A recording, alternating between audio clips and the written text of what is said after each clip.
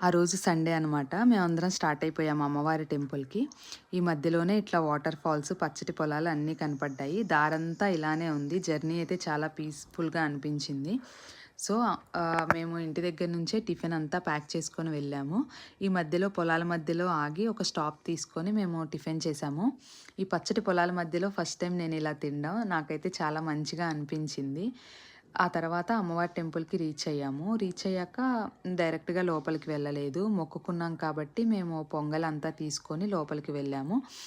కోడైతే లోపలికి అలౌ చెయ్యరు. సో, బయటకే వదిలిపెట్టేసి మనం పొంగలి అమ్మవారిని చూపించి, అమ్మవారికి దర్శనం చేయించుకొని బయటికొచ్చాక, ఈ కోడి ఏదైతే ఉందో దీన్నంతా క్లీన్ చేపించాక, మేమక్కడే అన్నం అంతా వండేసుకొని అక్కడే తిన్నాము. ప్రశాంతంగా ఉంది.